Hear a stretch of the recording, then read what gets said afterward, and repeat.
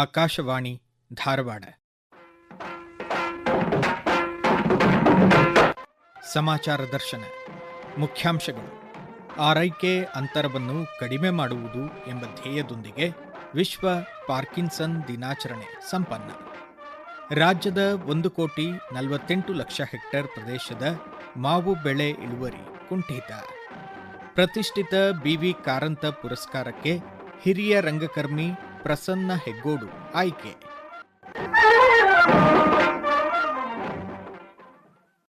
ಆರೈಕೆ ಅಂತರವನ್ನು ಕಡಿಮೆ ಮಾಡುವುದು ಎಂಬ ಧ್ಯೇಯದೊಂದಿಗೆ ವಿಶ್ವ ಪಾರ್ಕಿನ್ಸನ್ ಜಾಗೃತಿ ದಿನಾಚರಣೆ ಜರುಗಿತು.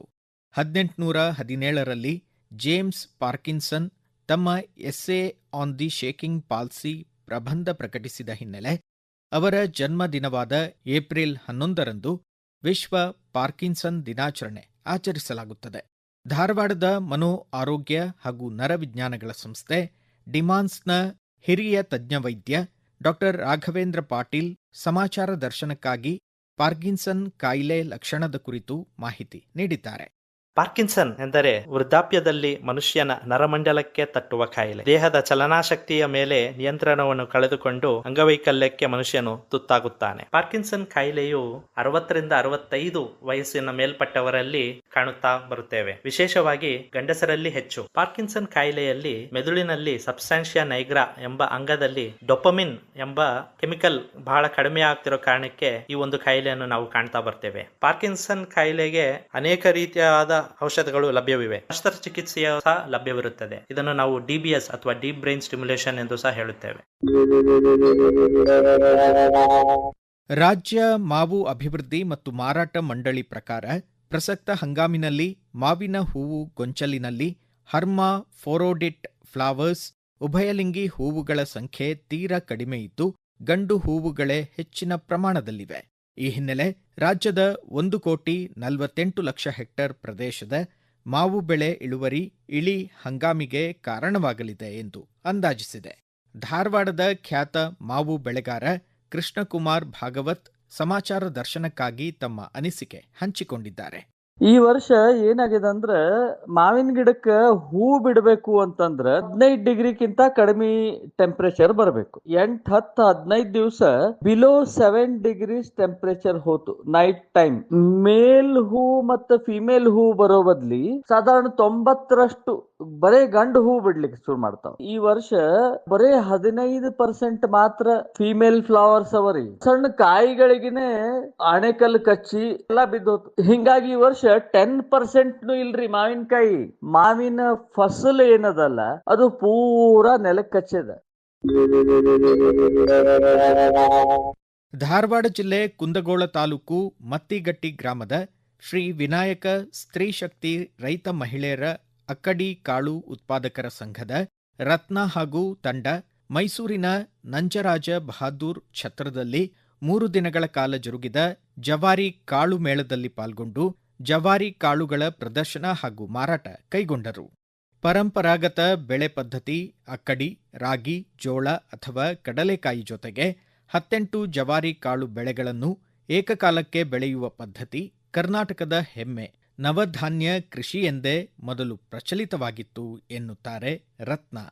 ನಮ್ಮ ಸಂಘದ ವತಿಯಿಂದ ಜವಾರಿ ಕಾಳಿನ ಬೇಳೆ ಸಂಸ್ಕರಣಾ ಘಟಕವನ್ನು ಸ್ಥಾಪಿಸಿದ್ದೇವೆ. ಅದರಲ್ಲಿ ಕಡಲೆ, ಹೆಸರು, ಉದ್ದು, ತೊಗರೆ ಈ ರೀತಿ ಕಾಳುಗಳನ್ನು ರೈತರಲ್ಲಿ ಸಾವಯವ ಕೃಷಿ ಬೆಳೆಯಲು ಪ್ರಚೋದಿಸಿ ಬೆಳೆದಂತ ಕಾಳುಗಳನ್ನು ನಾವೇ ಖರೀದಿ ಮಾಡಿ ಆ ಕಾಳುಗಳನ್ನು ಹಿಂದಿನ ಪದ್ಧತಿ ಅಂದ್ರೆ ವರ್ಷ ಪೂರ್ತಿ ಇಡೋ ತರ ನೀರಲ್ಲಿ ನೆನೆಸ್ಬಿಟ್ಟು ಅದನ್ನ ಬಿಸಿಲಿಗೆ ಒಣಗಿಸಿ ಬಿಸಿ ಕಲ್ಲಲ್ಲಿ ಒಡೆದು ಶುದ್ಧವಾಗಿ ಕ್ಲೀನ್ ಮಾಡಿ ಸ್ಟೋರ್ ಮಾಡ್ಕೋತಾ ಇದ್ರು. ವರ್ಷ ಪೂರ್ತಿ ಇಟ್ಟರು ಒಂದು ಹುಳ ಬೀಳ್ತಾ ಇರ್ಲಿಲ್ಲ. ಅದ್ರ ರುಚಿನೇ ಬೇರೆ ಇರ್ತಾ ಇತ್ತು. ಇದನ್ನೆಲ್ಲ ಗಮನಿಸಿ ನಮ್ಮ ತಂಡ ಗ್ರಾಹಕರಿಗೆ ಶುದ್ಧವಾದ ಬೇಳೆ ಕೊಡಬೇಕಂತ ಪ್ರಯತ್ನ ಮಾಡ್ತಿದ್ದೇವೆ. ಅನುಸರಿಸಿರುವಂತದ್ದು ಹಳೆ ಪದ್ಧತಿಯನ್ನು.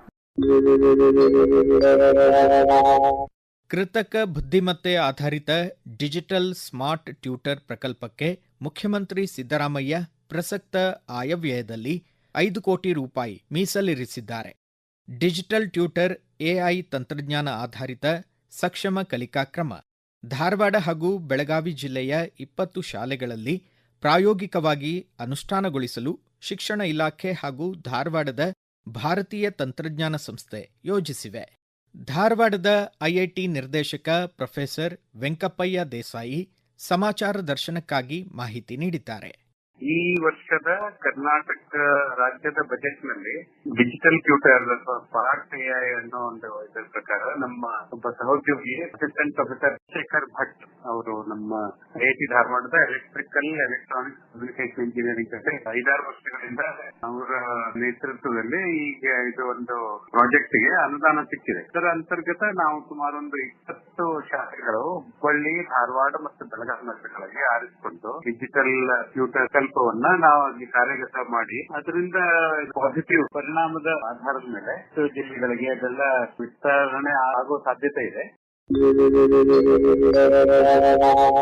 ಪ್ರಸಕ್ತ ಸಾಲಿನ ಪಂಪ ಪ್ರಶಸ್ತಿಗೆ ಹಿರಿಯ ಸಾಹಿತಿ ದೇವನೂರು ಮಹಾದೇವ, ಬಿವಿ ಕಾರಂತ ಪುರಸ್ಕಾರಕ್ಕೆ ಹಿರಿಯ ರಂಗಕರ್ಮಿ ಪ್ರಸನ್ನ ಹಾಗೂ ಕಾಯಕಯೋಗಿ ಶ್ರೀ ಸಿದ್ದರಾಮೇಶ್ವರ ಪ್ರಶಸ್ತಿಗೆ ಪ್ರೊಫೆಸರ್ ಎಸ್ಜಿ ಸಿದ್ದರಾಮಯ್ಯ ಆಯ್ಕೆಯಾಗಿದ್ದಾರೆ.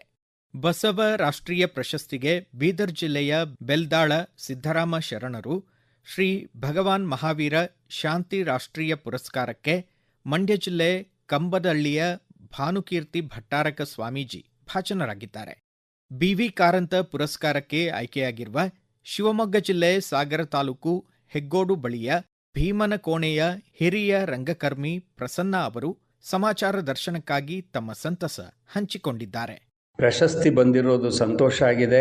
ಅದರಲ್ಲೂ ಬಿ.ವಿ. ಕಾರಂತರ ಹೆಸರಿನಲ್ಲಿ ಬಂದಿರೋದು ಸಂತೋಷ ಆಗಿದೆ. ಏಕೆಂದ್ರೆ ಬಿ.ವಿ. ಕಾರಂತರು ಬಹಳ ದೊಡ್ಡ ಮನುಷ್ಯ. ಪ್ರಶಸ್ತಿಯನ್ನ ಸ್ವೀಕರಿಸೋದು ಅಂತಂದ್ರೆ ಸಮಾಜ ನೀಡುವ ಗೌರವವನ್ನ ಸ್ವೀಕರಿಸೋದು ಅಂತ. ನನಗೆ ಪ್ರಶಸ್ತಿಯ ಹಣದ ಅಗತ್ಯ ಇಲ್ಲ. ನನಗೆ 2 ಹೊತ್ತಿನ ಊಟ ಹಾಕಿ ಸಾಕ್ತಾ ಇರುವಂತಹ ಚರಕ ಸಂಸ್ಥೆಗೆ ಈ ಪ್ರಶಸ್ತಿಯ ಹಣವನ್ನ ನೀಡ್ತಾ ಇದ್ದೇನೆ. ಜರ್ಮನಿಯ ಖ್ಯಾತ ವೈದ್ಯ ಸ್ಯಾಮ್ಯುಯೆಲ್ ಹ್ಯಾನೆಮನ್ ಅವರ ಜನ್ಮದಿನವನ್ನು ಸುಸ್ಥಿರ ಆರೋಗ್ಯಕ್ಕಾಗಿ ಹೋಮಿಯೋಪತಿ ಎಂಬ ಧ್ಯೇಯದೊಂದಿಗೆ ಆಚರಿಸಲಾಯಿತು. ಕೇಂದ್ರ ಆಯುಷ್ ಸಚಿವಾಲಯ ದೇಶಾದ್ಯಂತ 34 ಹೋಮಿಯೋಪತಿ ಸಂಶೋಧನಾ ಕೇಂದ್ರಗಳಿಗೆ ನೆಲೆ ಒದಗಿಸಿ ವ್ಯವಸ್ಥಿತ ಸಂಶೋಧನೆಗೆ ಅಡಿಪಾಯ ಹಾಕಿದೆ. ಸಮಾಚಾರ ದರ್ಶನಕ್ಕಾಗಿ ತಮ್ಮ ಅನಿಸಿಕೆ ಹಂಚಿಕೊಂಡಿದ್ದಾರೆ ಕೊಪ್ಪಳ ಜಿಲ್ಲೆ ಗಂಗಾವತಿಯ ಖ್ಯಾತ ಹೋಮಿಯೋಪತಿ ವೈದ್ಯ ಡಾಕ್ಟರ್ ಪ್ರಸನ್ನ ಆಚಾರ್ಯ.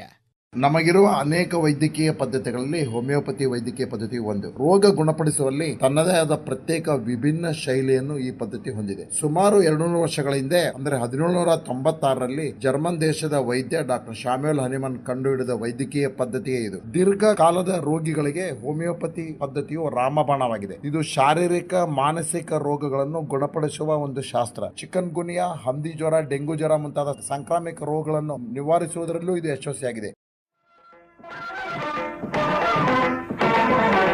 ಇದು ಈ ವಾರದ ಸಮಾಚಾರ ದರ್ಶನ. ಪ್ರಸ್ತುತಿ ಧಾರವಾಡ ಆಕಾಶವಾಣಿಯ ಪ್ರಾದೇಶಿಕ ಸುದ್ದಿ ವಿಭಾಗ. ಸಂಪಾದಕರು ಧಾರವಾಡ ಹಾಗೂ ಬೆಂಗಳೂರು ಆಕಾಶವಾಣಿಯ ಪ್ರಾದೇಶಿಕ ಸುದ್ದಿ ವಿಭಾಗದ ಸಹಾಯಕ ನಿರ್ದೇಶಕರಾದ ಸುಹಾಸ್ ಆರ್. ನಿರೂಪಣೆ ವಿವೇಕಾದಿತ್ಯ ಕನಿಯಾಲ. ಸಹಕಾರ ಹರ್ಷವರ್ಧನ್ ಶೀಲವಂತ್, ಉಮೇಶ್ ಗುಳಣ್ಣವರ್ ಹಾಗೂ ಮುರ್ತುಜಾ ಹೊಂಗಲ್. ಮುಂದಿನ ವಾರ ಇದೇ ವೇಳೆಗೆ ಮತ್ತೆ ಮೂಡಿ ಬರಲಿದೆ ವಾರದ ವಾರ್ತಾಚಿತ್ರ ಸಮಾಚಾರ ದರ್ಶನ.